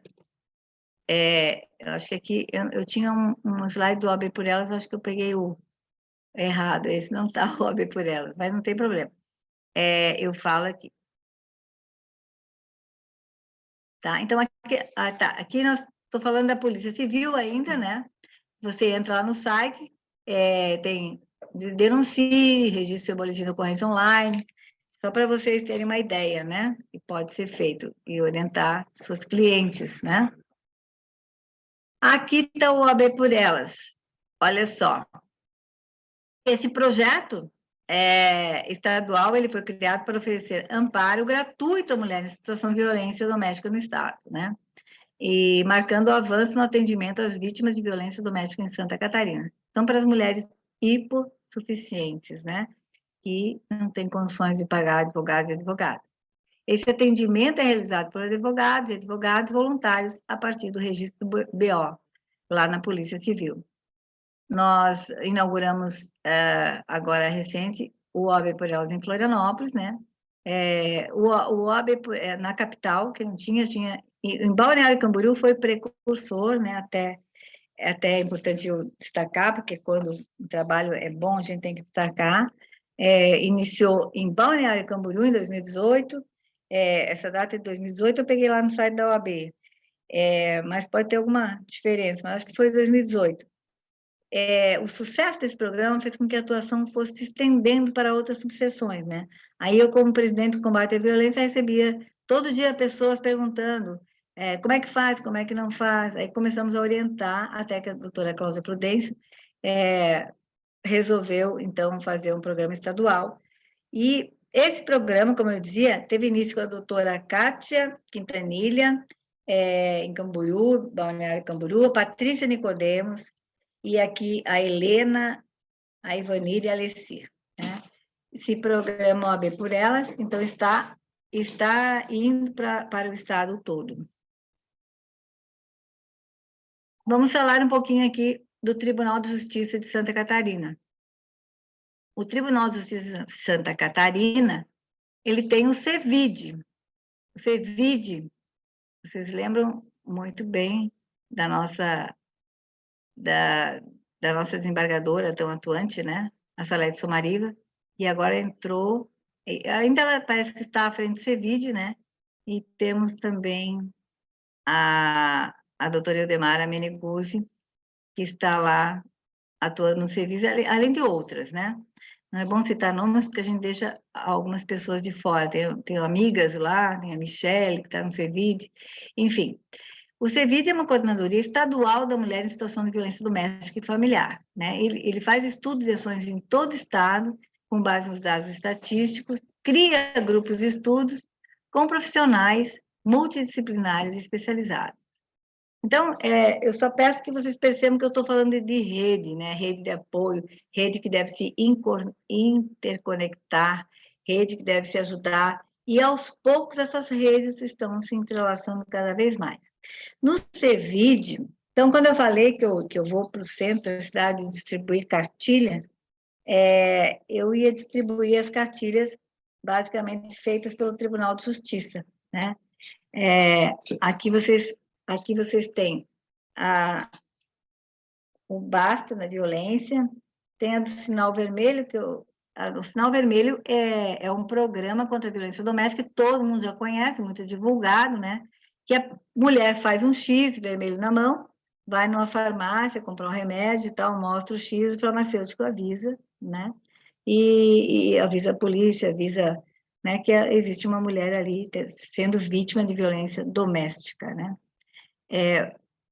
Vou ver se tem as cartas aqui para falar um pouquinho delas aqui. Tá, aqui o sinal vermelho, né, que foi incluído na lei, lei, né, esse sinal vermelho.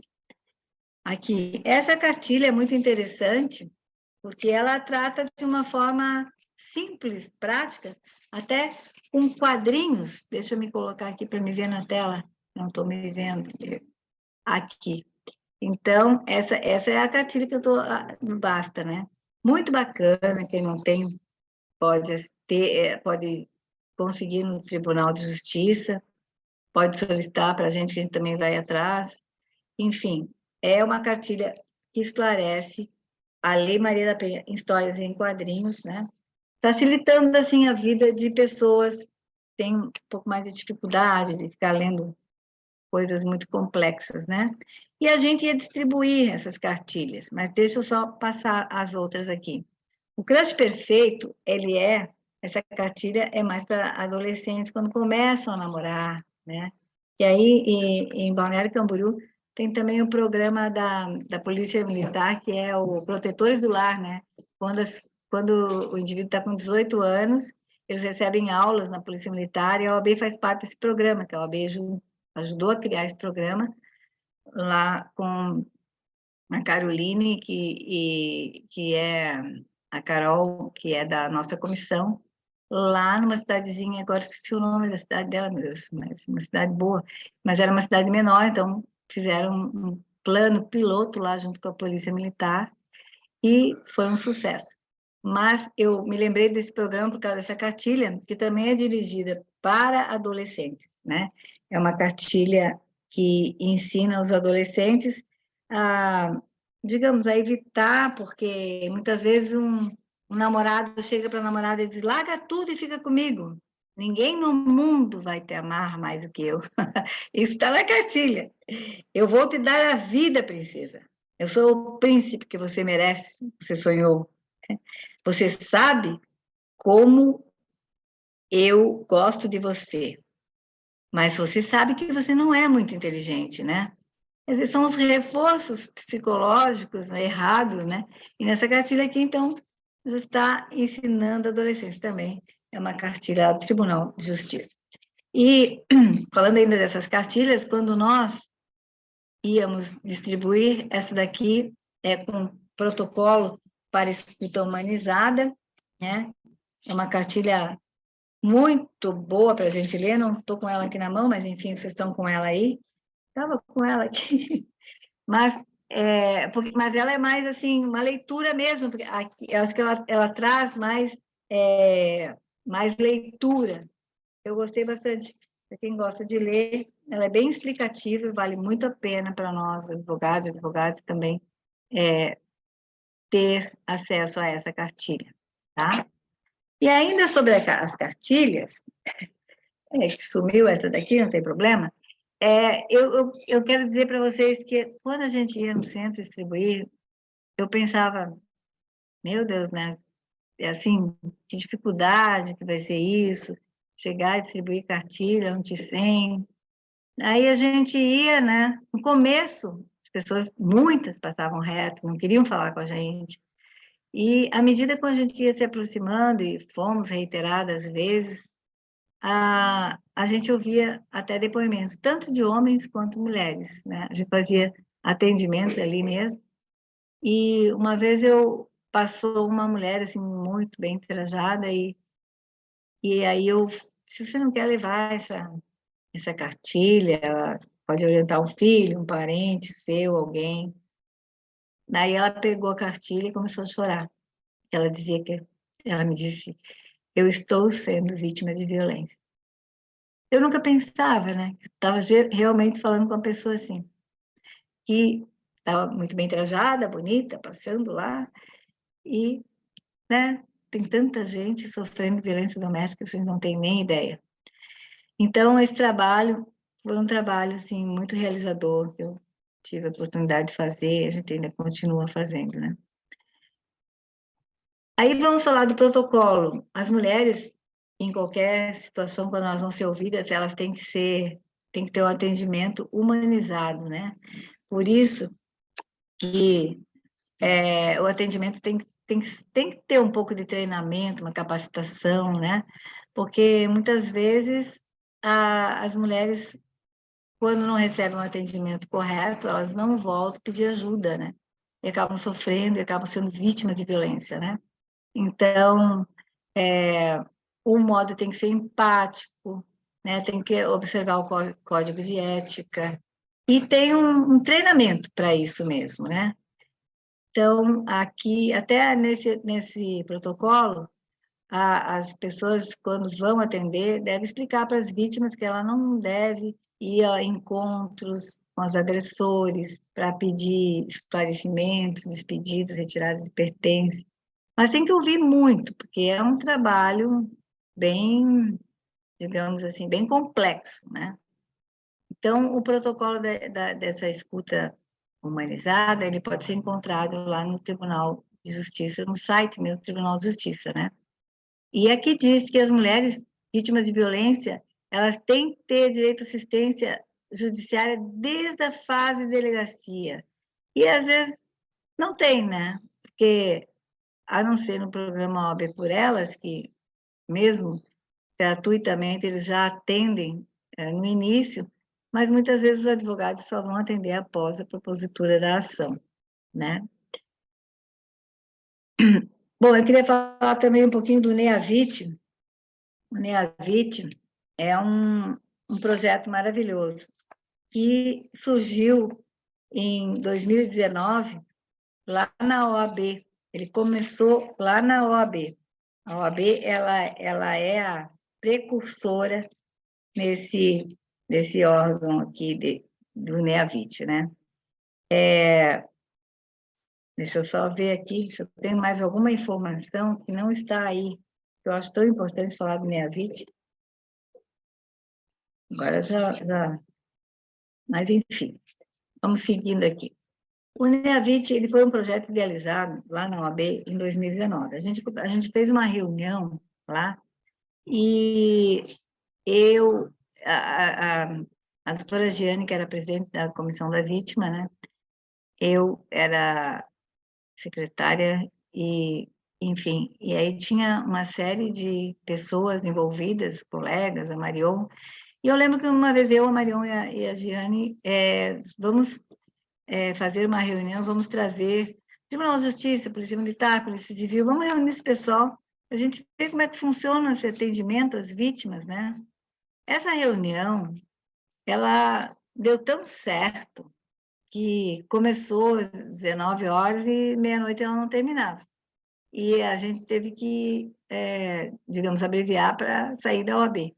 Foi muito interessante, e daí surgiu a ideia, nós continuamos fazendo outras reuniões com o promotor público, o doutor Jádeo, e pensando já na sala, foram 3 anos pensando em montar esse projeto, que aconteceu em 2022, né? Que começou... O piloto começou em 22. Em 22 começou o projeto piloto. Então, o doutor Jádeo, gentilmente, cedeu uma sala dele, do lado da sala dele, uma sala boa, para atendimento às vítimas, e também poderiam ser atendidos por telefone, né? A mulher do doutor Jádeo decorou essa sala, colocou palavras bonitas. Agora a sala mudou, porque o doutor Jádeo foi para uma outra função, mas com certeza também vai ser uma sala aconchegante. E aqui, ele atende as vítimas de crimes em geral, tá? Só que o NEAVIT atende mais vítimas de violência doméstica, mais mulheres. O doutor Jádeo, ele dá uma aula sobre o NEAVIT, eu recomendo até, Comissão da Mulher aí, se quiser chamá-lo, que ele é ótimo, e ele palestra, e ele quer fazer o NEAVIT chegar ao estado todo, tá?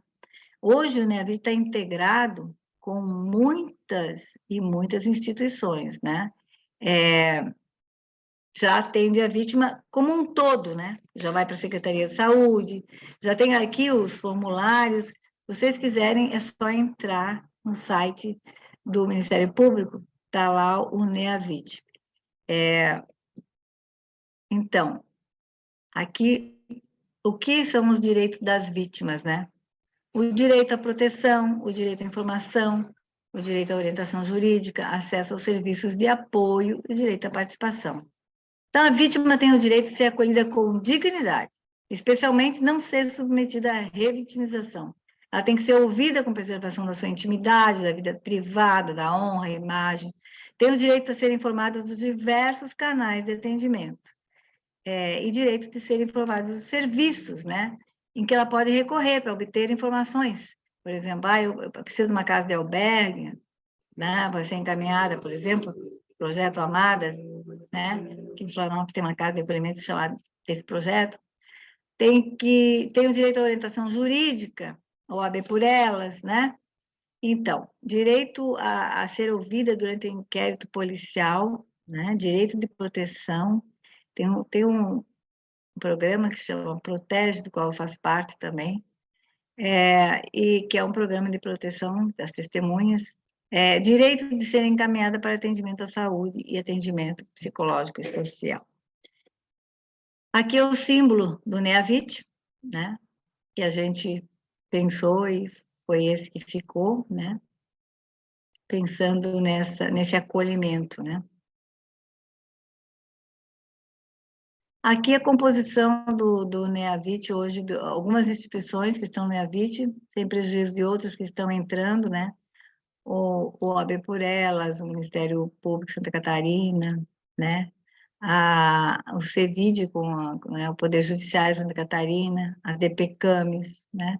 Enfim, a Raives, que é uma rede, a Raives, vocês pesquisem na internet para ver que rede forte, que bacana, que cuida dos crimes sexuais, né? O NEAVIT também está com a Univale, tá, apoio psicológico, está fazendo convênio com outras empresas, com outras instituições para dar apoio psicológico, está com o Hospital Infantil, está com a UFSC e a Prefeitura Municipal de Florianópolis, que entrou recentemente, quando a gente fez aqui aquele protocolo recente baseado naquele protocolo da Espanha, né? Que nós começamos junto, a OAB, junto com a Prefeitura Municipal, e o NEAVIT, enfim, né? Fizeram aquele protocolo para que as casas e bares noturnos, né, tenham atendimento à possível ocorrência de vítimas. Bom, com isso, eu vou parar de falar, que vocês já estão cansadas de ouvir a minha voz, né? E eu coloquei essa imagem porque ela tem uma representatividade importante para mim, que é libertar a mulher de todas as ocorrências, todas as violências, todas as amarras possíveis, né? Então, eu desejo, sinceramente, que nós possamos refletir para que todas as mulheres vivam com dignidade, né? Que todas as mulheres sejam acolhidas e que nós, mulheres, realmente tenhamos a sororidade, né? Porque essa sororidade, muitas vezes, né, não acontece, né? Entre as mulheres, parece que as mulheres gostam de, de ter rivalidades, né? Mas não, a gente tem que se unir, né? Por exemplo, hoje nós estamos aqui todas juntas, unidas, né? Graças a esse projeto, graças a doutora Janaína, doutora Emanuele, todo o pessoal aí da OAB de Balneário Camboriú, e nós temos todos que elogiar, todos que elogiar esse grande projeto, né? Esse livro aqui, da Conferência Nacional da Mulher Advogada, fala da igualdade, né? Sororidade e liberdade. Igualdade, liberdade e sororidade, né? É isso que nós temos que ter. E com isso, então, eu encerro a minha fala e passo a palavra novamente para a doutora Jaina. Doutora Denise, sem palavras, né? Tamanho conhecimento abordado aqui por você, né? Eu fico emocionada, até nem sei exatamente o que dizer, porque o conteúdo tão rico, de tanta informação, de tanta explanação, né, para enriquecer aqui as nossas colegas, o exercício das nossas profissões, não só como advogadas, né, eu creio que talvez também em outras áreas, mas como mães, como irmãs, como esposas, são informações muito ricas para que a gente possa estar usufruindo em benefício não só próprio, mas, né, das mulheres da nossa vida, né? Das mulheres que a gente conhece, que estão próximas a nós. Então, eu quero realmente agradecer muito, de coração, a sua participação aqui na abertura do nosso primeiro curso de capacitação de defesa dos direitos das mulheres, um projeto que começou, né, como um pensamento, como uma vontade, e agora se concretiza já no primeiro momento de forma tão concreta, né, tão especial, mostrando que veio para ficar. E a doutora, né, faz parte agora do plantio dessa semente, então eu espero que ela seja regada, que ela dê muitos frutos, né, que outras subseções também possam trabalhar essa questão, as comissões da mulher advogada, de subseções, de seccionais, e que a gente também possa constantemente, nos grupos dos quais a gente participa, falar desse tema que é tão, ao mesmo tempo, delicado e tão forte, né? Então, eu vou pedir a todas aquelas que quiserem aqui fazer alguma manifestação, que todas fiquem à vontade para abrir os seus microfones e também as suas câmeras, que eu gostaria de fazer um registro das colegas participantes. E até aproveito, anotei aqui, não sei se as colegas ainda estão na sala, creio que sim. A doutora Maria Terezinha havia feito um questionamento lá atrás sobre as delegacias de Santa Catarina, se já tem sala lilás em todas. E a doutora Rosa Oliveira, sobre a pesquisa que a doutora Denise trouxe, né, com o perfil ali das mulheres entrevistadas, que ela gostou muito, e quantas pessoas ali foram entrevistadas. Foram as questões que eu observei aqui, que foram anotadas, mas eu gostaria que todas se manifestassem, ainda temos 20 minutos, Eu acho que é tempo suficiente para agradecer a doutora Denise e também para que a gente possa se manifestar. Então, eu vou abrir o microfone de todo mundo e vou passar a palavra àquelas que quiserem, por favor, fiquem à vontade. Obrigada mais uma vez, né?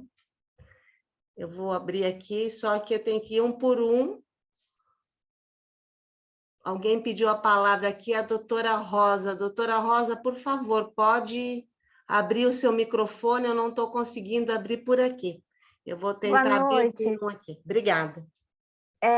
Denise, querida, eu queria só ouvir um pouquinho mais sobre a tua pesquisa, que eu achei super interessante. Tu fizeste com as empresárias essa pesquisa, com mulheres líderes em empresas, foi isso?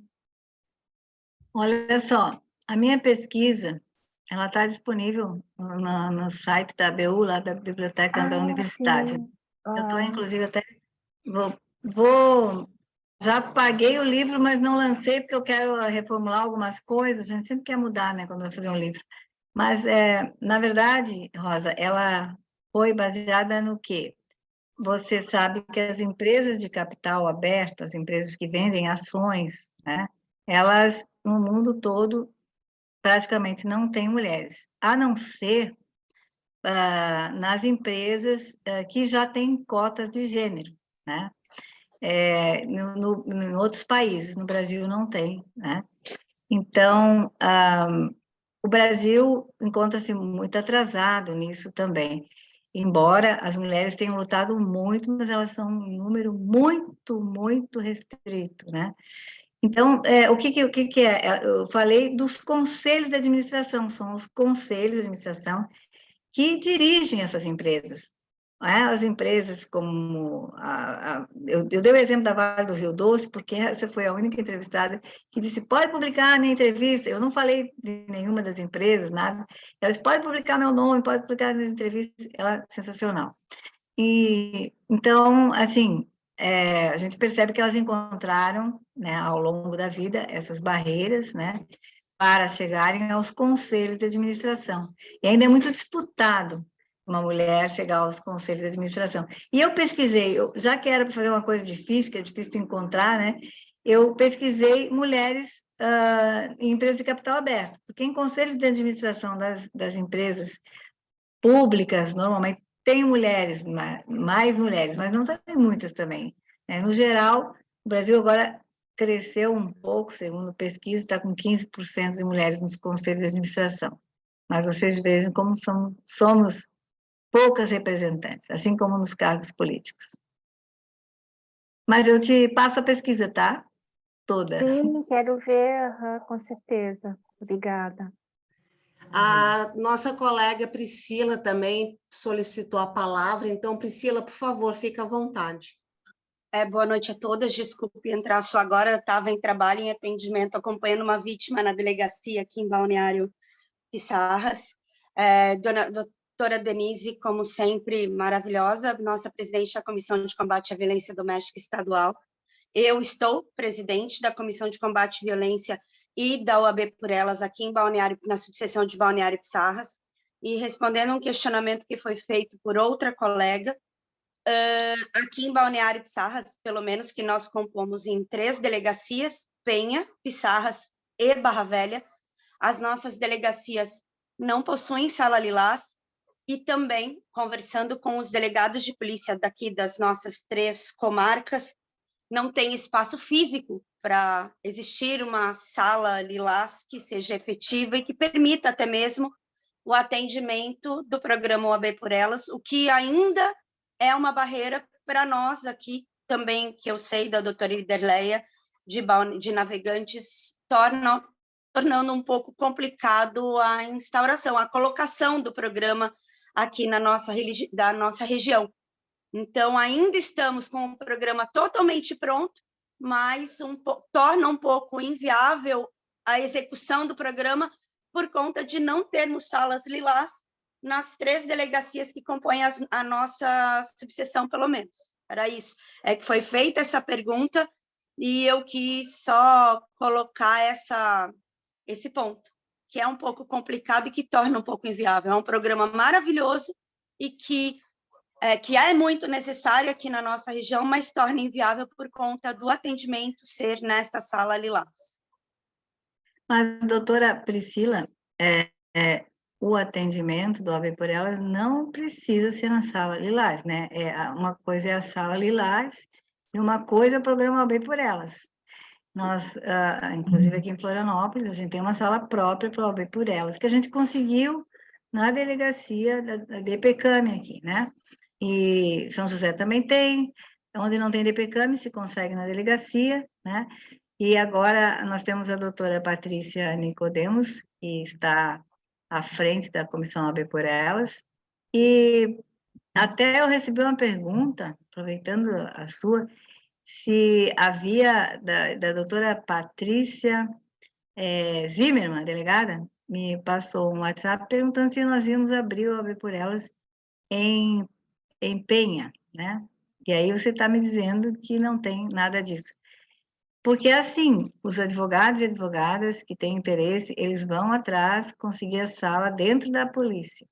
Aí você tem uma sala, pode ser uma sala simples, e aí a doutora Cláudia vai fazer, botar os equipamentos e tudo, e a gente vai fazer o edital para os advogados virem trabalhar, tá bom? Então, o que acontece, doutora? Nós aqui, em Penha, principalmente, juntamente com a prefeitura, nós temos uma ONG que trabalha ativamente e que nos ofereceu uma sala para atendimento em quantos dias da semana nós quisermos, para poder atender. Essas mulheres, em geral, elas deixam de ir à delegacia, mas não deixam o atendimento da ONG, que trata a parte jurídica, a parte psicológica, a parte terapêutica, e é muito interessante. Eu já tenho conversado, um horário para conversar com a doutora Patrícia, justamente para ver se a gente consegue desse uso, porque as nossas delegacias não têm espaços físicos para isso. É a nossa única dificuldade, mas a gente está tentando. E está tentando por onde para poder ter essas mulheres sendo atendidas e amparadas. Então, se você me fizer a gentileza, até entra em contato, depois, né, com a doutora Patrícia Zimmermann, delegada, porque talvez, pela pergunta que ela me fez, talvez ela esteja interessada em ajudar, tá? Porque ela me perguntou se a gente tem interesse em instalar o OAB por Elas em Penha. E a gente, lógico que nós temos, né? É só falta a sala, então, como você falou, ok? Mais alguém gostaria de fazer algum questionamento ou alguma observação junto à doutora Denise? Por favor, fiquem à vontade. Estamos agora nos minutos finais aí, e antes de encerrar, eu vou pedir que todas, por favor, abram, né, desculpa, as suas câmeras para a gente fazer esse registro desse momento tão bacana, né, tão produtivo. Obrigada. Oi, eu, na verdade, queria parabenizar a doutora Denise, eu me chamo Tatiana, sou aqui da OAB de São José, né? Estou como vice-presidente da Comissão do Combate à Violência Doméstica aqui em São José, junto com a presidente, que é a doutora Stanil. Ótimas palavras, na verdade, eu só queria deixar um livro, né, do Senado Federal, muito interessante, bem ilustrativo, Lei Maria da Penha em miúdos. Na verdade, eu peguei o livro físico, né, foi R$7, mas ele está gratuito para baixar no Senado Federal. Então, peguei, né, porque eu tenho uma pequena aqui em casa, então é uma forma de já começar a mostrar para ela como é que as coisas funcionam. Então, tá, filha, só um minuto. A mamãe tá falando. Maravilha, Desculpa, gente. Maravilha, doutora. Tenho uma Doutora, pequena aqui, ó, então, que é mais para a gente ter, né, começar já a ensinar os pequenos desde cedo. Então, só deixar aqui o meu registro.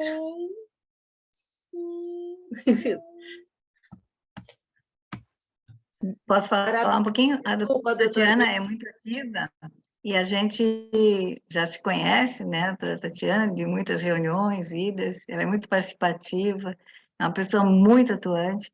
E eu gostei da sugestão, realmente não tinha lembrado dessa cartilha e desse livro. E eu vou for imprimir para colocar nas próximas palestras. Obrigada. E aproveito para... Imagina, é que eu peguei essa semana, então chegou agora, eu falei, não, deixa eu já aproveitar, né? No grupo que eu faço parte, eu já consegui disponibilizar para o pessoal. Então, e é um livro que é para adolescente, mas que a gente consegue usar, né, para todas as idades, né? Explicando com carinho.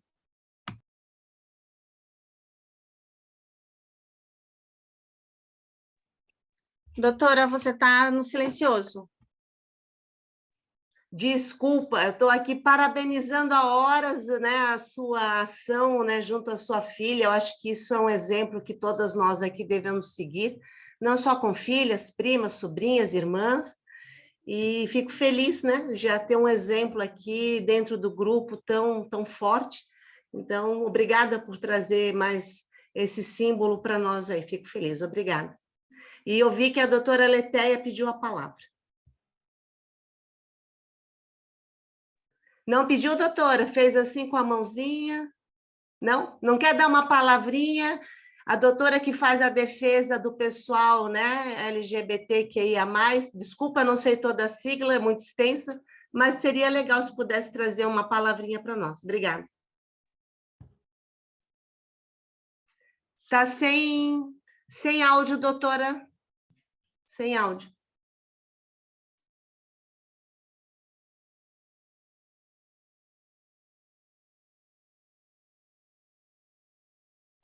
Parece que tem um problema no microfone, né? Está aberto, né?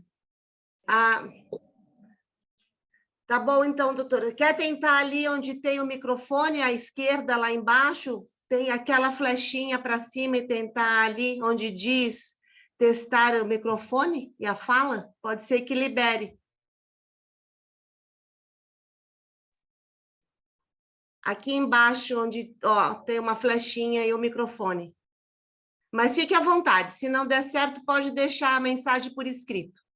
Obrigada, doutora. Mais alguém gostaria da fala? Senão, realmente, eu vou, né, pedir que todas abram suas câmeras, a gente fazer o registro e o encerramento desse primeiro módulo, como se diria, com louvor, né, doutora Denise, nota 1000. Muito obrigada. Então, pessoal, por favor, todas abram suas câmeras, descabeladas ou não, porque essa hora da noite, né, a maioria aqui tem 2, 3 turnos de trabalho, não é fácil para ninguém, e as parabenizo a todas aqui presentes pela vontade, pela garra, inclusive a doutora Magali, é minha vice-presidente da CMA de Balneário Camboriú, doutora Fabíola, que também participa da CMA aqui, e é presidente CMA Navegantes e secretária-geral CMA Seccional, e todas as demais colegas, doutora Débora Espanhol, que também é da CMA, né, aqui de Balneário Camboriú, e atua muito na área da saúde, a doutora Ana, a doutora que está do escritório Belo Brasil, não sei, doutora, o seu nome, desculpa, que Belo Brasil eu sempre remeto à doutora Giane, né? Mas é só uma referência. É Amanda. Ah, prazer, obrigada. Doutora Fernanda, Taína, doutora Maria Terezinha, Fernanda Marcon, né? Aqui prestigiando a mãe, o que isso também é muito importante, o fruto não cai longe da árvore. Doutora Joana, doutora Rosa, doutora Dilamar, muito obrigada a todas. E as que, não, por algum motivo, não puderam participar, por algum motivo profissional, o curso vai ficar gravado e será disponibilizado ao final, juntamente com os certificados. Então, agora eu vou fazer o registro, passar o batom e o perfume, lá vai. Espero que todas estejam bem. Ó, a doutora Fernanda Marcon tirou até o microfone, ó, isso aí. Vamos fazer, então, primeiro, ó, o sorriso. E mais um aqui para não ter dúvidas. Gente, mais uma vez, muito obrigada. Até semana que vem com o segundo módulo. Espero todas vocês. Um fraterno abraço e uma boa noite. Obrigada, meninas. Até mais.